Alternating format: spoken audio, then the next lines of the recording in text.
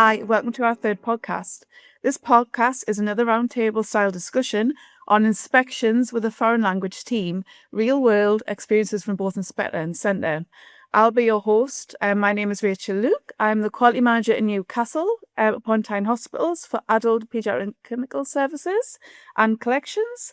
And I would love to introduce our very experienced panel who will provide their own experiences. We will start with Tula and Tala. Tula is the Director of Quality of Care and Advocacy at EBMT and has been inspector since 2008 in collections and quality management. Give us a wave. Hello. We have Julie Dolver. Julie is a registered nurse and is a quality manager in adult clinical unit in the Oslo University Hospital in Norway. Hi, Julie. Hi. Hi. We then have Leah Brand Christensen, who is a quality manager and a data manager in adult clinical unit at Aarhus University Hospital in Denmark.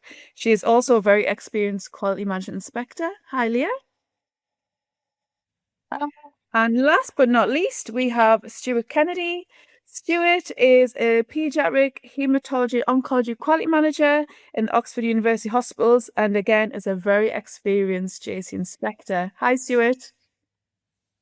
Hi, so that is our team for today. So let us start with your overall experiences working through inspections where multiple languages are involved. So we'll start with Stuart. I'm going to ask you a question. Can you tell us about your experience working on an inspection where the primary language is not your own? I certainly can. Thank you very much for having me. It's a pleasure to be here. So I've been fortunate enough to have been on 3 inspections so far where the primary language was not my own, each of them unique in their own way with their own set of challenges.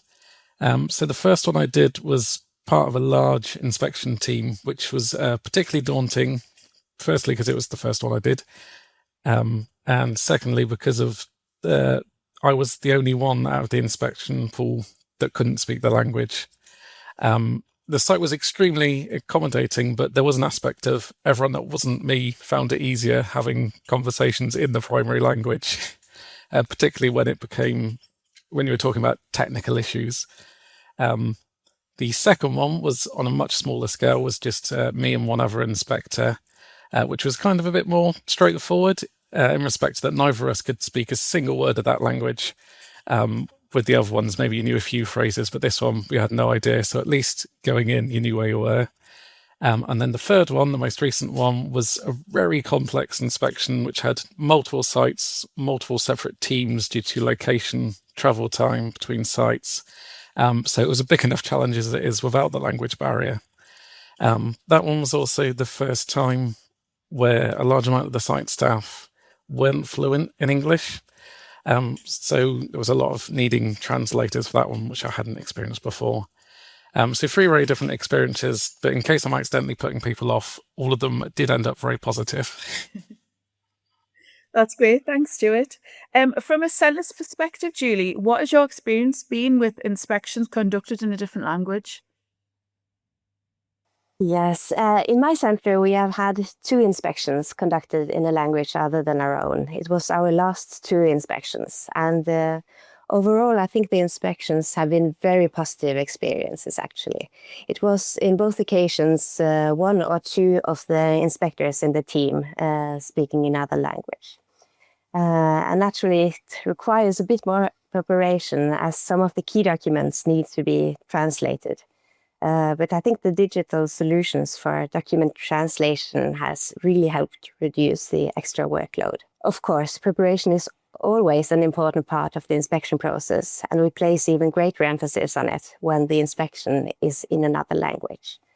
And I think it's natural to feel a bit nervous and apprehensive before an inspection, and even more so when it's conducted in a different language. But I have found that the inspectors have been very good at creating a sense of trust and openness from the start that really helps. And I think it's also reassuring for the team to know that the facilitator is available to assist with translation when it's needed. So throughout the process of the inspection, I think my experience is that people also tend to help each other and work together to make sure communication flows smoothly. So I think the communication has worked surprisingly well during these inspections, despite the language differences. And the facilitator has maybe been more busy assisting in the document review than in translating conversations. These inspections may require some extra preparation, but I think they can still be very effective and constructive. And it's valuable to meet peers from other parts of the world and to exchange experiences and learn from one another. It sounds like you've had a very positive experience there, Julie, and I do agree that preparation is key. That's great, thank you. Leah, also from a centre's perspective, how do you feel going into the inspection process? Personally, as a quality manager at a Danish-speaking transplant center, going into the first inspection was quite a challenge. I have now led one initial inspection and one reaccreditation, and even though when I started as a quality manager, I knew that the JC working language was English, and I also knew that we were going to have English inspectors because we have a very low number of Danish inspectors. It was a challenge. And going to the specific inspection process, I was constantly aware of forgetting or misunderstanding some details. And I was very focused and constantly double checking that I was uploading the requested documents, and I was checking the pre-inspection documentation guide. And I know all quality managers do this, but as a not English native speaking quality manager, it's very possible to miss some details. And then there was also the staff at the hospital who are not English speakers, and to make them feel more comfortable in preparing for the inspection, it was a help to tell them about the translator or facilitator, that they were going to follow them during the inspection and to make sure that they were going to understand the question and they were going to help them reply the questions as well, because that was their biggest fear. But it was actually not a problem, and in reality, they didn't use the facilitators that much not at my center. So overall, my feeling is I was extra focused, I was challenged, and I relied very much on the JC documents. And for this reason, I think it's important to highlight it's very important that the JC document is written in an easy, understandable English. Yeah, I think it's very interesting to hear both perspectives from the centre and from the inspectors as well. We are going to move on now to talk about preparations before the inspection. So Tula, a question for you. How do you prepare differently for an inspection where there is a language barrier? Do you review translated SOPs in advance? And does that impact your preparation time?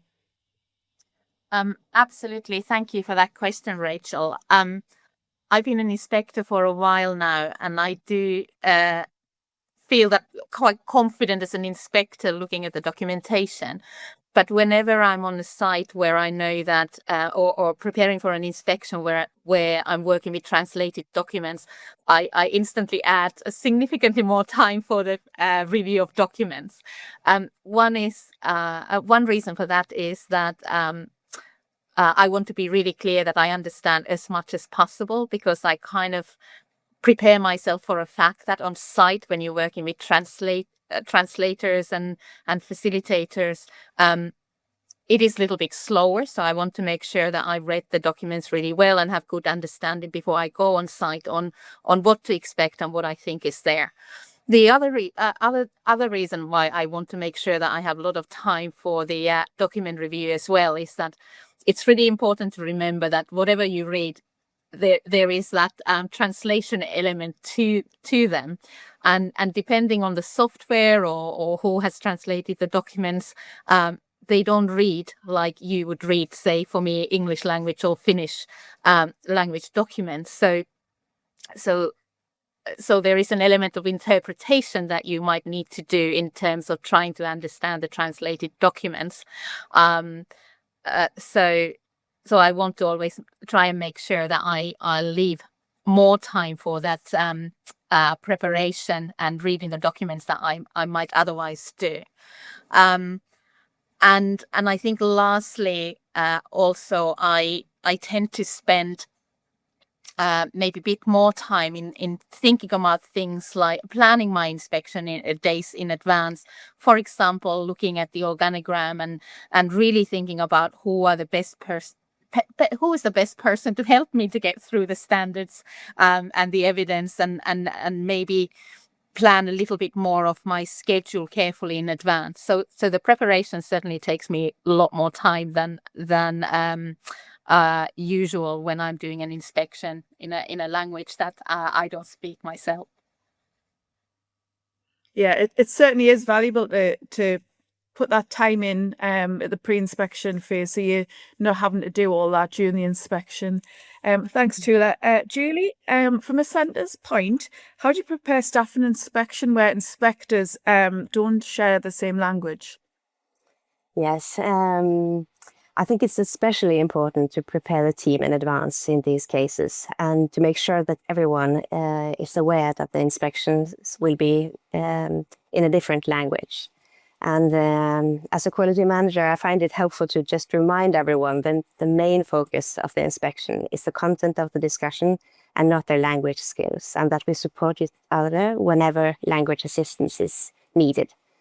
Our shared focus is patient safety and continuous quality improvement, and the important thing here is to get the message across.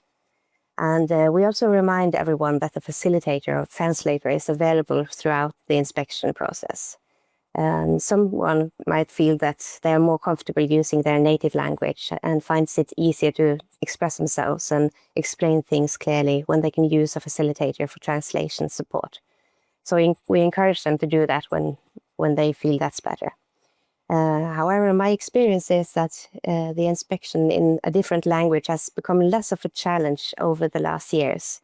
It seems that people in our center are increasingly accustomed to communicating in English, and for most of the staff, it's no longer a significant barrier. In the inspection, the focus quickly shifts from the language itself to the actual topics being discussed. Another thing we discuss in advance is the importance of including everyone in the conversation.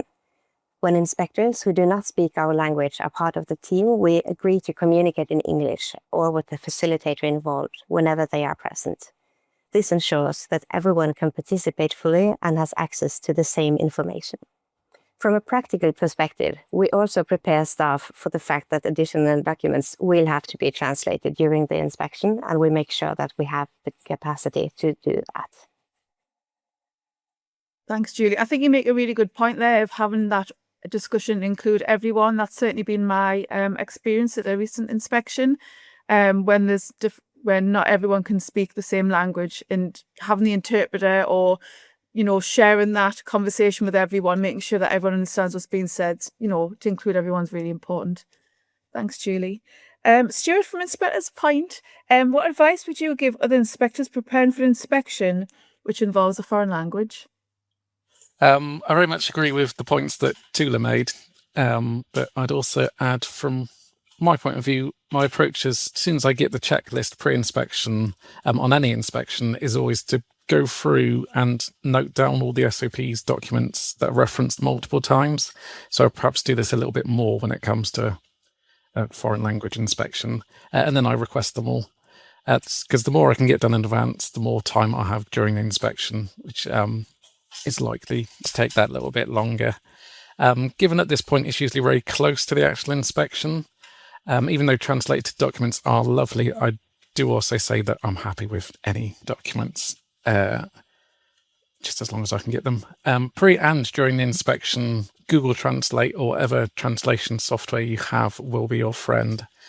So I'd advise familiarizing yourself with it, as it's likely you're going to be using it a lot. So you can do the whole copy and pasting stuff, or there's the app you can have on your phone where you put it up and it translates. It's probably a good idea to give your colleagues a heads up if you're going to do this in the office, because I've had some very funny looks when I'm there with the phone trying to translate documents. On a different note, I'd also advise about just keeping an open mind. because as well as a different language, it may be an entirely different system to what you're used to, a different culture, different setup with different national laws and regulations. Basically, they may do things completely differently to what you're used to, but that certainly doesn't make them non-compliant. And along those lines, don't be afraid to talk to your fellow inspectors. There's an amazing breadth of knowledge and experience amongst our inspector pool, and they may well have insight inside the knowledge that could prove invaluable. If you find something unexpected or there's something you're not sure about, just talk it through. That's great. Thanks, Stuart. Some really important points there. So another question for Leah. What advice would you give spenders when preparing for a summer inspection? From a standards perspective, when you prepare for an inspection in a foreign language, it's very important to make the inspection as smooth and easy for the inspectors as possible, because it is a challenge to not be able to understand the documents. So it's as important detail is try to make the uploaded documents in the SharePoint as easy to overview as possible. Maybe just an EN in the end of the translated SOPs will make it visible that they are the translated SOPs.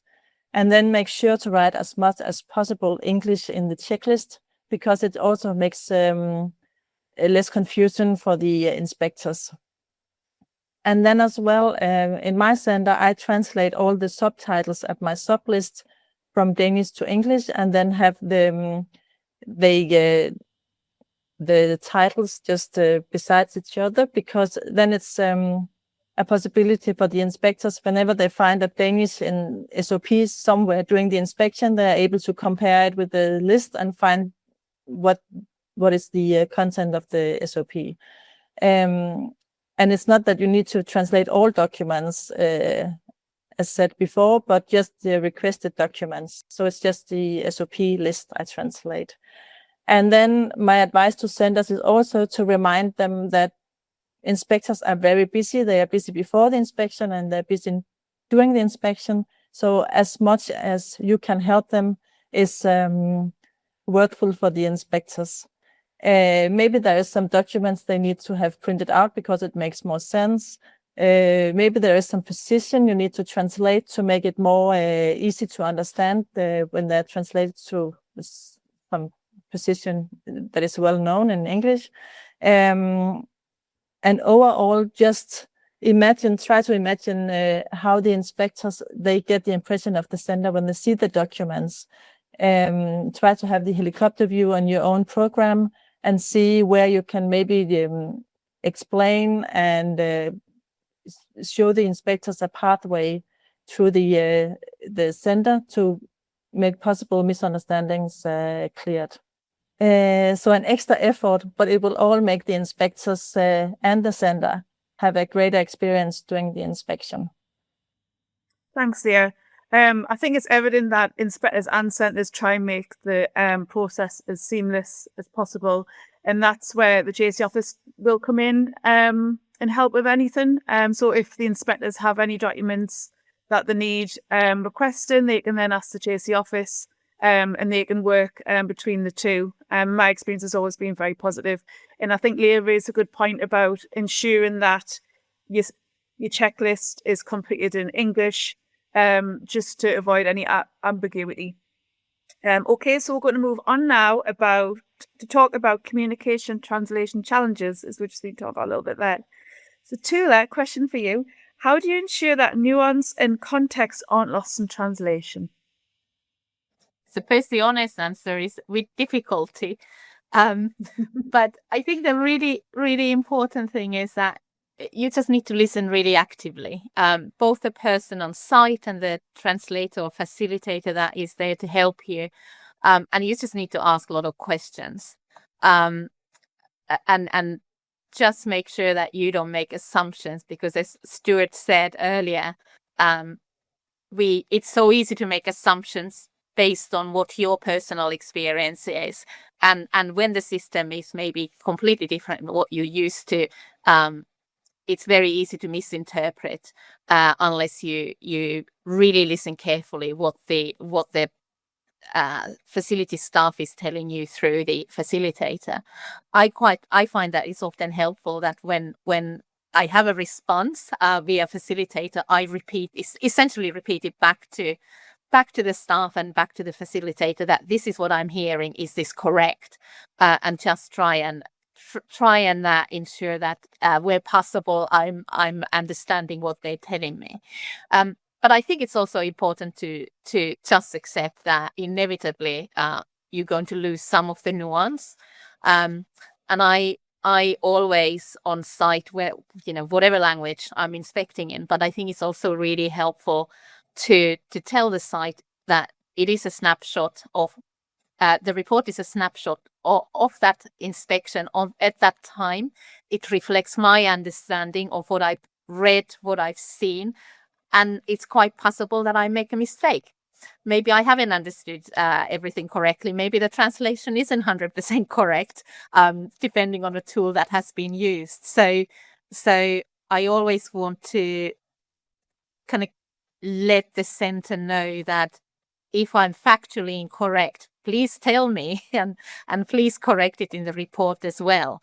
It's important that the report reflects what's happening, but I'm only human, and it's not always easy when you're working with translated documents and now trying to and working through a facilitator. So, but listening is really important, and as I say, actively asking questions and not making assumptions based on your own experience. Yeah, I agree. Communication is definitely key, isn't it? Thank you. So, Leah, how could interpretation support be improved from your perspective, if at all? In all relations between people, there is a possibility for interpretations and misunderstandings, and even more in inspection processes with a foreign language. And to improve, I think it is very important to have clear instructions to the sender to be extra aware of these specific challenges, and also clear instructions to the inspectors how to prepare in a different way, and also what they can expect to receive documents and information from the sender, so they don't get frustrated, because it is a different way of doing an inspection. And also for the sender side, prepare as much as possible before the inspection. Translate the requested documents, and maybe also some documents you're going to use during the inspection. It helps and reduce the interpretations. And from the inspections I have done, which is always in a foreign language, both at my center and the inspections I do as a quality manager inspector, I often, as Stuart said, I believe there is misunderstandings compared to the how the hospital is organized and how the health system is organized, because it is a different country than your own. And how to reduce this. From the sender's perspective, it's very important to just remember to explain and describe and prepare as much as possible. And for the inspector's side, as Stuart said, be open-minded, have a broad approach on how the standards can be fulfilled, not be locked in how your own sender usually fulfill the standards. Great, thanks, Leah. Stuart, where do you think misunderstandings most commonly arise? Well, the JC standards are, of course, regularly amended, updated, often with the aim of making them clearer and easier to understand. But there's always going to be new ones, and there's always going to be standards that centres struggle to interpret, no matter which centre it is. So adding a language barrier on top of that is going to make it even trickier, which can make it difficult when the evidence that you're expecting or the evidence you're looking for doesn't align with how the centre believes that they're fulfilling the standard. So in those cases, it may be that they are misinterpreting the standard, which happens irrespective of language, or as I mentioned earlier, it may be that they've just got a completely different approach. Either way, I find that the best approach is just to be as clear and honest as possible. Just go through why you're asking for certain evidence and what you need to see, but also, like Tula said, not assuming things are obvious. Common practice in your centre or even your country might not be common practice for them. So be open to fully listen to their response and be open to the fact that, well, it might look very different to what you expect. They may still be compliant, which is another case where it's good time to talk with your inspection colleagues to go through things where things are a little bit different from what you expect.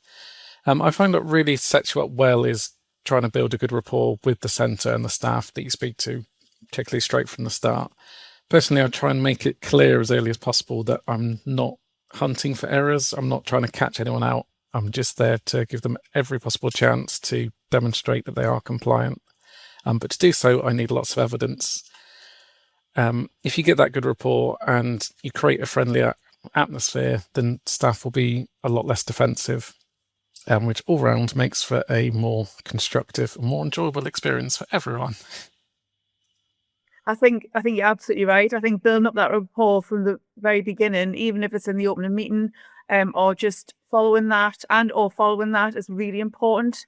It makes them relax a bit more and then realize, actually, this is what I need. And like you say, we're not trying to catch anyone out, and it just build up that trust with the sites. I think our communication is really, really important. Thanks to it. Julie, when you had the inspection, were the inspection findings and feedback clearly explained and understood? Yes, in my experience it was. And I think the inspectors have been really good at drawing out important information and making sure it's understood. As someone mentioned, it's also an advantage in this context that the JC standards and supporting documents are already written in English. So we're all familiar with the terminology, and we start from a common understanding of the requirements and expectations. And in addition, we often already have a good sense of our own strengths and the area where we could improve. And I think the inspection process helps confirm those inspections. In addition, we often already have a good sense of our strengths and the areas where we could improve. And the inspection process helps confirm those observations and gives us an opportunity to discuss them in more detail with the inspectors. And I think the conversation with the inspectors are usually very constructive, and that there's plenty of opportunity to ask questions and clarify any misunderstandings and make sure that we are all on the same page. Of course, as I think Stuart and Julia already mentioned, there are sometimes local practices or contextual differences that require a bit more explanation. However, in my experience, inspectors approach these situations with an open mind and a genuine interest in understanding the local context. And the focus is on the evidence and whether the standards are being met rather than on whether things are done exactly the way as they are elsewhere. And I think this applies both during the inspection and also in the closing meeting. And in my experience, the findings and feedback have been explained clearly to us and in a way that was easy for everyone to understand. Yeah, I think it's really important to ensure that the closing meeting, everything's communicated effectively for everyone to understand what needs to, the findings that have been made, constructive feedback, positive and everything. Yeah, great, thank you. Julia, have you encountered issues in translating terminology, for example, cellular therapy processes? And if you did, how did you manage that? Well, I did an inspection in Sweden, actually, now years and years ago. And I did Swedish at school. So I thought, well, I knew I understood a little bit, but certainly not in kind of working level of hospital language and technical detail. So I had all the documents were translated to me. And that's when I realized that I know more Swedish than I thought I did, and also how funny some of the translations were. Good news is that the AI has really helped, and translation tools have really improved since my inspection in Sweden.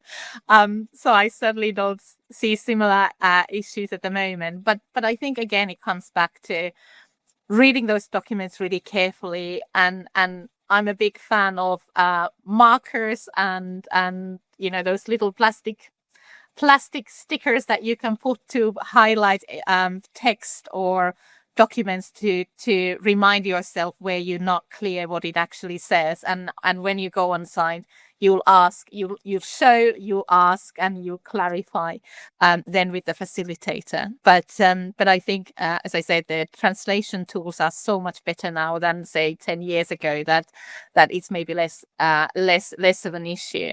And the other thing that certainly when I go on site as a collection facility inspector, there's a great comfort in the technical aspects, that it is familiar. You are speaking to other people who have been using the machine and equipment, and there's a great familiarity in that technical process often. And I hear similar things from processing inspectors as well. So a lot you can observe and kind of confirm the compliance and learn from observation as well. So it's really using all the skills, all the senses to complete the checklist, but important to ask and clarify when the documentation maybe doesn't make sense or seems a bit peculiar.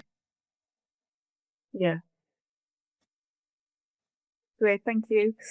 So we're moving on now to lessons learned and future improvements. Stuart, what have you learned from working in foreign language inspection teams? Well, I find all inspections are a great learning experience. I always come away with at least one new idea or way of working that I plan to steal for my own centre. So inspections in a foreign language are something of an amplified experience. So when it comes to challenges and how you deal with them, it's definitely helped me improve as an inspector. So it's given me a lot of more confidence, and yeah, I'm definitely a different inspector than I was however many years ago when I started. I also believe working on these inspections has made me a better quality manager, particularly when preparing my own centre for inspection. Because once you see particularly good or bad practice, you appreciate the importance of the aspects. For example, when it comes to the organisational chart, particularly when inspecting foreign language centre, it becomes extra important to get your head around it, especially if it's a different structure than what you're used to. And how big a difference it makes just having it clear. So doing it on your own centre suddenly makes much more sense. Also, how streamlined the checklist is in directing you to what you need makes a huge difference, having seen it both ways. Because the more clear it is, it sets you up nicely to confirm a lot of compliance in advance, even before the inspection, or it gives you a simple line of questioning. If it's vague or there's no explanation at all, then it just means that you're going to have to spend extra time during the inspection digging to find out, which might then open up more issues, which doesn't help with planning. Basically, challenges just have that extra layer of complexity for foreign languages inspections, which just highlights the good and bad practice that little bit more, making it just more of a learning experience. I agree. I think I've learned so much from all inspections, but particularly when I've been abroad doing other inspections, I feel like I came back with a lot more knowledge. Julie, what have JACE inspections taught you about communication across languages? Yeah, I think JACE inspections have proved that communication is not only about the language, but it's also about trust. And of course, sharing the same native language helps, but I've learned that openness and curiosity and mutual respect can take you surprisingly far. And this is, of course, very basic, but sometimes a smile and just a good positive attitude can go a long way. In my experience, the inspectors are very aware of their role and how they interact with people, which helps build trust from the very beginning. And with that foundation of trust, it's easier to communicate. It tends to flow more naturally, and even when people are speaking in a language that's not their first language. In some ways, I think the involvement of a second language can actually make people more attentive. We listen more carefully, we choose our words more thoughtfully, and we make a greater effort to ensure that we both understand and that we are understood. And I think what has struck me is how many of the same challenges we face, regardless of country and language. And there is so much we can learn from each other. And that the shared focus on patient care and also the JACE standards quickly creates a common ground across the cultures and languages. And that common ground makes it more easier to communicate across languages than you might expect. Great, thank you, Julie. I think you made some really good points there. Tula, if you could change one thing, just one thing about how these inspections are conducted, what would that one thing be? Well, I never can come up with just one thing, and I just really loved what Julie was saying earlier, because to me, one thing I definitely would want to change is the anxiety centers and inspectors have about being involved in inspections not in their native language, because I think what Julie just said captures to me so much of what Chase is about, and it is about that shared learning. And what better way to learn than share your experience and expertise across countries, across Europe, and learning as an inspector and learning as a center from that expertise.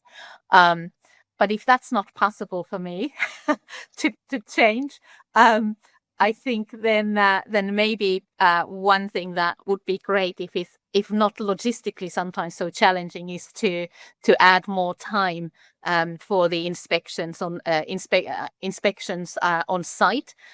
We know that's already something that JC offers, but it's not actually often utilized, and I think that's because the logistics are very difficult, both for the center and the inspectors, and the time on site already is time away from everyone's day job. So it's hard to extend that, but maybe a bit of additional time when the team is working on another language, just to take a bit of that time pressure off. That is part of every inspection. But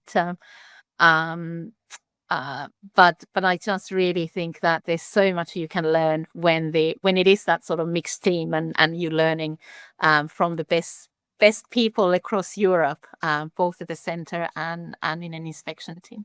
Great, thanks, Tula. And to conclude, I would like to open this question to everyone. So we'll start with Leah. What is the one thing that helps build trust quickly during a multilingual inspection? When the inspection team meets the center the first time, I think it's very important that try to make the atmosphere more or less informal. The atmosphere is try to make it. I think I can explain it by one inspection I had, where the clinical program director started out by telling the sports result from the area, and everyone had a laugh. And then it was the atmosphere was certainly much better after this. And same question to Stuart. I'd say just to be as open and honest about what you're asking for from staff as possible, especially when there's potential non-compliances, and then just to listen with fascination to the response. Yeah, I agree. Julie? Yes, I think I will go for an openness, and a friendly attitude will go a long way, and a genuine willingness to understand each other. That builds trust very quickly. Great. And Tula? I think it's hard to add anything what hasn't been said before, but I think that openness to listen, that translates really quickly across any language, whatever people's ability to speak, say English, for example, or German or French or whatever. So that goes a long way and helps to build that trust. Great, thank you. So I would like to thank all of you for such an insightful discussion. I think today's conversation shows that multi-language inspections can bring challenges, but they can be met with stronger communication, preparation, and collaboration from everyone involved. And I do feel like we all get a lot from these inspections. So I'd just like to thank all of our guests and all of our listeners, and like to say goodbye and see you all next time.